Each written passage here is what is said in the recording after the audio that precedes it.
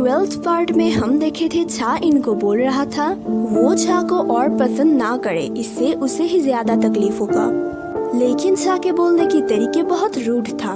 तो बाहर से ऐसे बातें सुन के ग्रैंडपा गुस्सा होके बोलते हैं वो इनसे डेटिंग कर रहा है तो फिर वो ऐसा उसके साथ क्यों पेश आ रहा है, और बहुत चिल्लाते हैं छा के ऊपर और दोनों से जानना चाहते हैं क्या वो सच में डेट कर रहा था। और इन सब बातों से इन बहुत फ्रस्ट्रेटेड हो गई थी, तो अपनी जिंदगी की धमकी देके सबको रूम से जाने के लिए बोलती है। अब आगे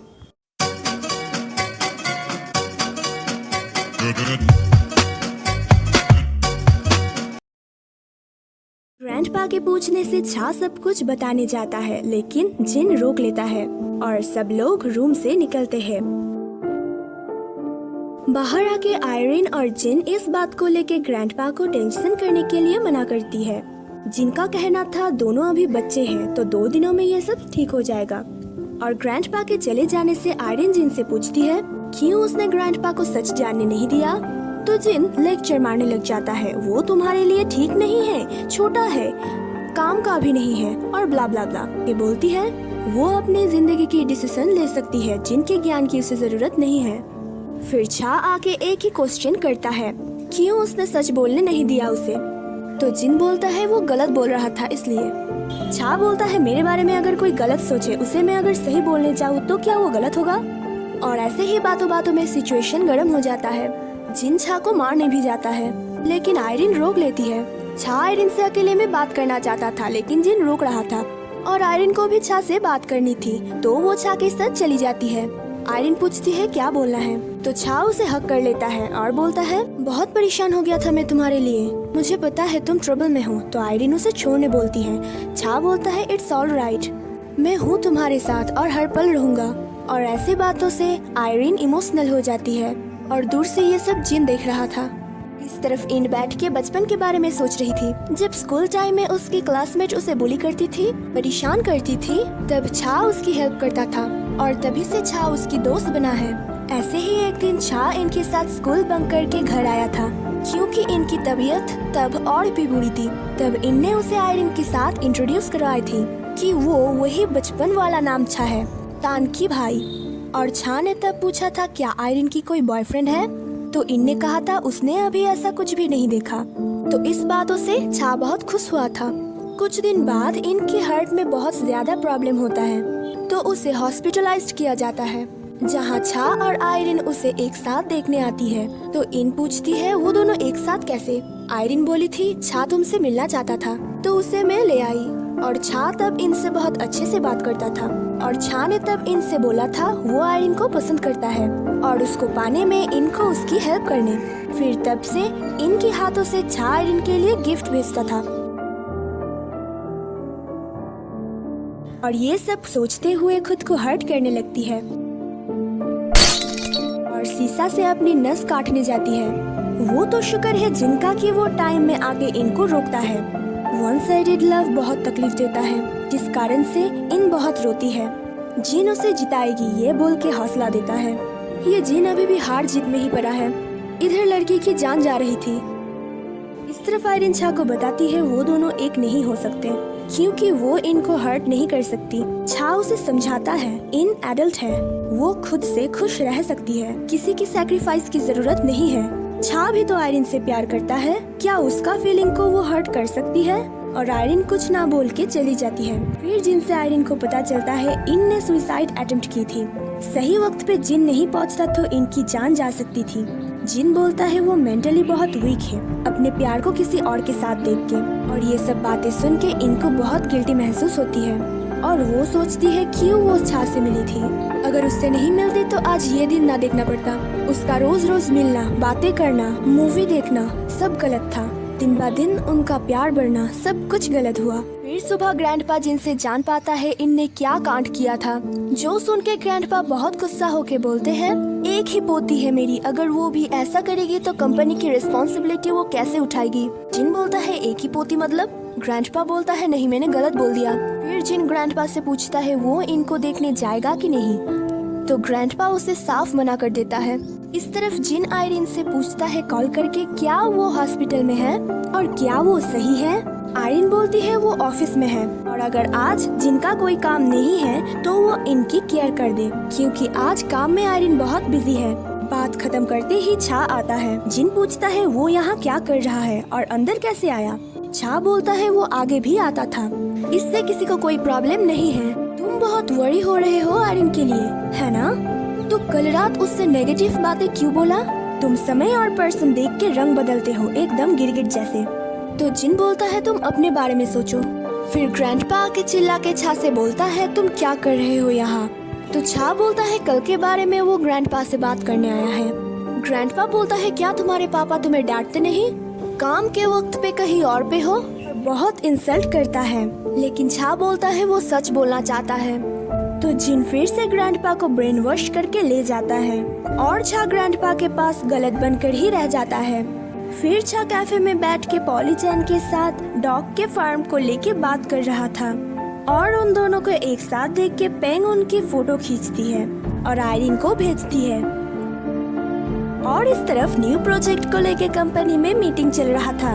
पहले तो मीटिंग में आयरिन की बिल्कुल ध्यान नहीं थी, लेकिन बाद में अपनी फ्रस्ट्रेशन मिटाने के लिए काम का प्रेशर और बढ़ा देती है। फिर वो पर्सनल ऑफिस में आके जिन को कॉल करके इनकी हेल्थ के बारे में पूछती है और इन क्या कर रहा है पूछने से जिन झूठ बोलता है कि इन सो रही है। फिर इन जिन से पूछती है क्या आयरिन यहाँ आ रही है, क्योंकि मैं उसे देखना नहीं चाहती हूँ। जिन बोलता है वो नहीं आ रहा है। फिर ऑफिस के कुछ काम के लिए आयरिन सोचती है वो तान से हेल्प लेगी और फोन खोलते ही वो छा और पॉली नाम की फोटो देखती है जो पेंग ने भेजी थी। तो वो पेंग को मैसेज करके भाषण देती है, आखिर कैसे बहन हो तुम? छा तुम्हारा भाई जैसा है, उसके बारे में ऐसा सोचते हो? तो पेंग रिप्लाई करती है वो अपनी काम का प्रेशर उस पर न निकाले। इस तरफ छा तान से हॉस्पिटल के प्रोजेक्ट के बारे में डिस्कस करके जा ही रहा था, लेकिन आयरिन की कॉल करने पर वो फिर से बैठ जाता है। आयरिन बोलती है उसका कंपनी एनिमल पेट की बिहेवियर को लेके एक बुक लिख रही है और उसके ऊपर एक यूट्यूब चैनल भी बनेगा, लेकिन इस काम में किसी एक्सपर्ट की हेल्प चाहिए। और वो तान को समय निकाल के आने के लिए बोलती है और पूछती है क्या छा ने उसे कुछ लड़की के बारे में बताया? तान बोलती है वो मेरे सामने ही बैठा है, लो बात कर लो। और आयरिन तो छा से बात नहीं करेगी तो वो कॉल काट देती है। इस तरफ ग्रैंडपा का हेल्थ अच्छा नहीं होने के बाद भी वो वर्कआउट करने जाता है, लेकिन उनके बैलेंस बिगड़ जाता है। फिर छा के मम्मी आके पूछता है क्या वो ठीक है? तो ग्रैंडपा उसे कहता है छा को बताने के लिए कि छा इनसे दूर रहे, और ऐसा ग्रैंडपा क्यों बोल रहा है ये छा से पूछने बोलता है। फिर छा के आने से मम्मी पूछती है क्या हुआ है? ग्रैंडपा बहुत नाराज लग रहा था, तो छा मम्मी को टेंशन नहीं लेने बोलता है, ऐसे ही बोल रहा है वो। ग्रैंडपा का शायद हेल्थ सही नहीं है इसलिए बोल रहा होगा। फिर अंदर आके छा उसकी डैड से एक एनिमल प्रोजेक्ट के बारे में बात करता है। वो चाहता है एनिमल फार्म बनाना जहाँ swimming, training and message centre होगा। उसका डैड बोलता है सुनने में ये अच्छा लग रहा है, लेकिन अगर ये बनाने के बाद नहीं चला तो क्या इसका रिस्पॉन्सिबिलिटी वो लेगा? छा को ग्रैंडपा की सारी बात याद आता है, तो वो अपने दम पे कुछ करने के लिए हाँ बोल देता है। फिर हॉस्पिटल में आयरिन जिनसे आके बोलती है वो घर जाके रेस्ट करे, अभी वो इनकी देखभाल कर लेगी। फिर भी उसे चले जाने बोलता है क्योंकि इन आयरिन को देखना नहीं चाहती है। इनको जगी हुई देख के जब आयरिन पूछती है मैं क्या कर सकती हूँ तुम्हारे लिए, तो इन बोलती है उसे मर जाने के लिए। तुम्हारे बिना मेरा जिंदगी बहुत अच्छा होता। आयरिन बोलती है तुम हर काम में मुझे बीट करके दिखाओ, फिर तुम जो बोलोगे मैं तुम्हें वो दूंगी। इन पूछती है क्या ये प्रॉमिस तुम्हें याद रहेगा? सब कुछ देना पड़ेगा तुम्हें। आयरिन बोलती है हाँ, और इन अकेले में बोलती है तुमने जो जो चीज मुझसे लिया है, जो जो चीज मेरा है, मैं वो सब कुछ तुमसे वापस लूंगी। इन सब सिचुएशन की वजह से आयरिन बहुत टूट गई थी, तो छा आके उसे हौसला देता है।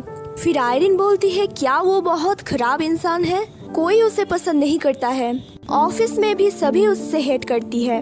तो छा बोलता है लोग क्या सोचते हैं ये बात तुम लेके नहीं बच सकते, लोगों के बातों में ध्यान मत दिया करो। जो लोग तुम्हें अच्छे से जानते हैं उन्हें पता है तुम कैसी हो और अपने फैमिली को कितना इम्पोर्टेंट देती हो। अब थोड़ा खुद भी खुश रहो, सब कुछ ठीक हो जाएगा। सुबह आयरिन घर से निकलती है तो उसे एक गिफ्ट बॉक्स मिलती है। जो छा ने आयरिन की मूड ठीक करने के लिए रखा था, और बोलता है उसने ग्रैंडपा के साथ बात किया है। वो अब छा से नाराज नहीं है, लेकिन उसने नहीं बोला कि वो इनसे नहीं आयरिन से प्यार करता है, क्योंकि वो अभी बहुत गुस्से में है और आग में घी डालने की काम करने की क्या जरूरत है। लेकिन वो हर मुमकिन कोशिश करेगा कि ग्रैंडपा उसे एक्सेप्ट कर ले, और आयरिन को स्माइल करने बोलती है फोटो के लिए। तो आयरिन कुछ ऐसा स्माइल करता है। फिर दूसरे दिन जब आयरिन काम के लिए निकल रही थी, तभी उसे एक फ्लावर प्लांट मिलता है, जो ऑफ कोर्स हमारे छा ने ही रखा होगा। और वो आयरिन से बोलता है उसने प्रॉमिस किया था वो हर रोज हंसेगा। और फिर वो आयरिन का एक अगली सा फोटो खींच के बोलता है वो आयरिन का अच्छा वाला फोटो कलेक्ट कर रहा है, और फिर भाग जाता है। फिर तीसरे दिन जब निकलती है तो उसे गिफ्ट और छा दोनों ही नहीं मिलता है, और छा उसे पीछे से आके डरा देता है। छा बोलता है तुम मुझे ही ढूंढ रही थी ना, ऐसे ऐसे करके। आयरिन फिर उससे आज की गिफ्ट मांगती है, तो छा कुछ ऐसा करता है।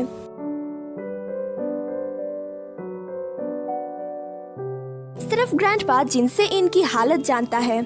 ग्रैंडपा बोलता है इन ठीक नहीं होगा तो ऑफिस कैसे चलेगा। जिन बोलता है आयरिन तो है। ग्रैंडपा बोलता है वो एक बात नहीं हुआ, और जिन तो ग्रैंडपा से और भी जानना चाहता है कि ग्रैंडपा ऐसा क्यों बोल रहा है। ग्रैंडपा बोलता है सब कुछ पहले से ही बिखरा हुआ है, और कुछ ना जानो तो ही अच्छा है।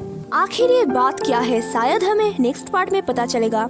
इधर तानोस की फैमिली को बताती है आज आयरिन की कंपनी में एक शो होने वाला है, जहाँ पर वो चीफ गेस्ट है, और इंटरव्यू के लिए आयरिन ने उसे एक बुक भी भेजा है।